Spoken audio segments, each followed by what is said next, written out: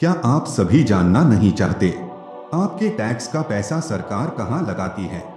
एक राजधानी है जो लाखों लोगों के लिए बनाई गई थी, लेकिन फिलहाल वीरान पड़ी है। एक मेगा प्रोजेक्ट है जिस पर अमेरिका ने 1.25 लाख करोड़ रुपए बर्बाद कर दिए, लेकिन उसका कोई इस्तेमाल नहीं हुआ। एक अनोखी फॉरेस्ट सिटी है जिसमें कोई रहने वाला नहीं है।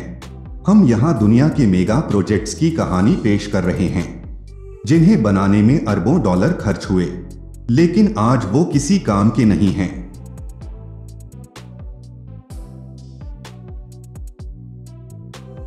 मलेशिया में 5 आर्टिफिशियल आइलैंड में फॉरेस्ट सिटी डेवलप करने का मेगा प्रोजेक्ट शुरू हुआ।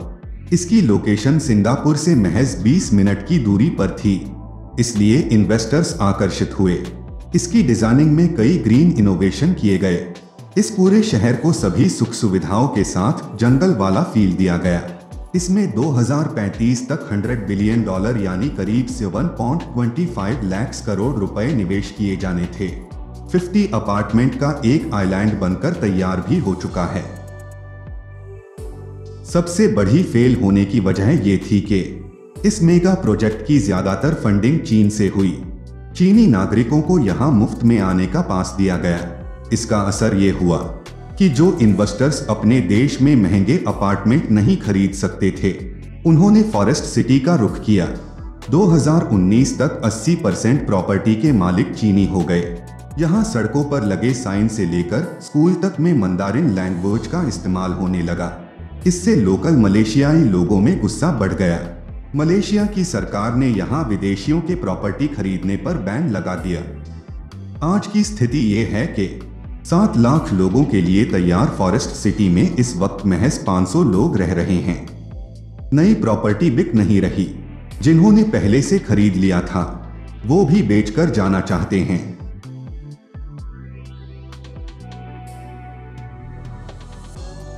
म्यांमार की नई राजधानी नेपिडो। म्यांमार की मिलिट्री ने 2002 में एक गुप्त राजधानी बनानी शुरू की। 2005 में नेताओं ने नई राजधानी की घोषणा तो की, लेकिन जगह नहीं बताई। आखिरकार 2006 में नई राजधानी नेपिडो की घोषणा की गई और शिफ्टिंग शुरू हुई। $4 अरब यानी करीब 30,000 करोड़ रुपए की लागत से यहाँ वो सब कुछ बनाया गया जो लोगों को आकर्षित करता है। 20 लेन का हाईवे, 100 से ज्यादा लग्जरी होटल, गोल्फ कोर्ट और बहुत कुछ। एक चीज जिसकी सबसे ज्यादा कमी है वो है आबादी। फेल होने की वजह ये थी कि हेल्थ इंफ्रास्ट्रक्चर, अच्छे कॉलेज और कारोबार के मौकों की कमी की वजह से लोग नेपिडो को अपना ठिकाना नहीं बनाना चाहते। आज की स्थिति ये है कि 20 लेन हाईवे खाली पड़े हैं, होटलों में बुकिंग नहीं है, एयरपोर्ट पर इक्का दुक्का फ्लाइट आती है। अरबों खर्च करने के बाद भी देश की अधिकांश आबादी के लिए ये राजधानी बेकार है और लोग इसे घोस्ट कैपिटल भी कहते हैं।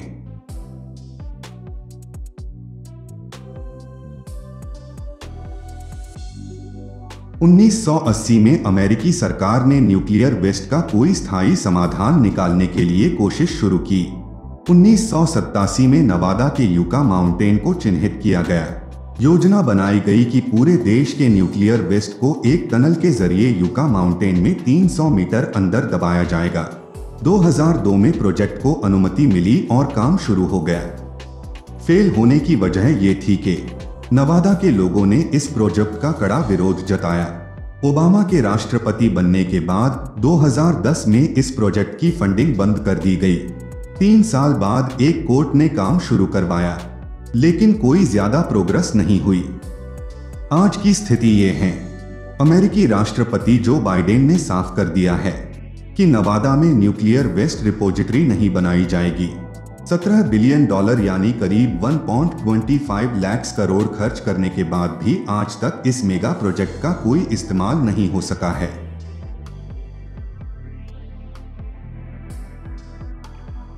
स्पेन यूरोप के सबसे अट्रैक्टिव कंट्रीज में से एक है, इसलिए सिउडाड रियल सेंट्रल एयरपोर्ट के निर्माण के लिए यह मेन रीजन था। स्पेनिश सरकार ने भविष्यवाणी की थी कि यह घरेलू और विदेशी पैसेंजर्स के लिए एक लोकप्रिय डेस्टिनेशन बन जाएगा। इस नए हवाई अड्डे का लक्ष्य स्पेन के ओवरलोडेड प्राइमरी एयरपोर्ट का लोड कम करना था। स्पेन के ओवरक्राउडेड मैड्रिड एयरपोर्ट के विकल्प के तौर पर सिउडेड रियल सेंट्रल एयरपोर्ट बनाने का काम शुरू किया गया था। ये सालाना 2 लाख यात्रियों की क्षमता रखता है, जिसे 10 लाख तक बढ़ाने की योजना थी। ये एयरपोर्ट 2009 में शुरू हो गया, लेकिन 2012 में इसे बनाने वाली कंपनी दिवालिया हो गई। फेल होने की वजह ये थी कि इस एयरपोर्ट की लोकेशन मैड्रिड से करीब 200 किलोमीटर दूर है। शुरू होने के पहले ही साल ज्यादातर एयरलाइन ने यहां आने से मना कर दिया। इसका नतीजा ये हुआ कि एयरपोर्ट सिर्फ सिंगल एयरलाइन एयरपोर्ट बनके रह गया था और 2012 तक एयरपोर्ट पे $350 मिलियन का कर्ज हो गया था, क्योंकि एयरपोर्ट पे कोई बड़ी एयरलाइंस नहीं थी। 2019 में इसे महज 10,000 यूरो में नए मालिकों को बेच दिया गया। आज की स्थिति ये है कि 2020 में कोरोना आने के बाद सिउडाद रियल एयरपोर्ट को विमानों का पार्किंग यार्ड बना दिया गया है, जिससे कुछ कमाई हुई। हालांकि दोबारा फ्लाइट्स शुरू होने के बाद यहां फिर से सन्नाटा पसरना तय है।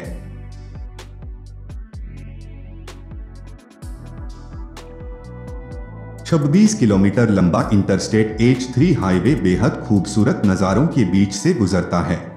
इसका प्रस्ताव सबसे पहले 1960 में रखा गया था।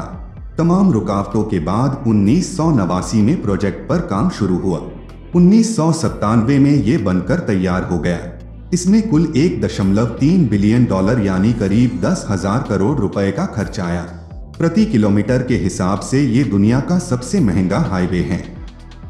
फेल होने की वजह ये थी कि 1960 के दशक में जिस उद्देश्य से इस हाईवे को बनाने की बात हुई थी, वो 40 साल बाद अप्रासंगिक हो गई।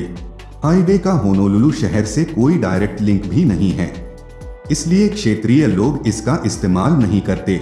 हवाई का एक समूह इसे शापित भी मानता है, क्योंकि इसके बनने में कई धार्मिक स्थलों को नुकसान पहुंचाया गया। आज की स्थिति ये है कि हवाई का इंटरस्टेट H3 आज सुनसान हालत में है। बेहद सुंदर नज़ारे होने के बावजूद यहाँ बहुत कम गाड़ियाँ देखने को मिलती हैं। तो दोस्तों, ये थे टॉप 5 मेगा प्रोजेक्ट्स जो आज किसी काम के नहीं हैं। इन पे हजारों करोड़ रुपए खर्च हुए और नतीजा कुछ भी नहीं निकला। अगर सरकारें इन प्रोजेक्ट्स पे काम करने से पहले प्रॉपर प्लानिंग करती या एक्सपर्ट्स की राय लेती तो शायद रिजल्ट कुछ और होता। ये सब प्रोजेक्ट्स बिना प्रॉपर प्लानिंग के शुरू हुए हैं, ये साफ दिखाई दे रहा है। अगर एस्पायर आल का ये एपिसोड आपको पसंद आया हो तो चैनल को सब्सक्राइब जरूर करें।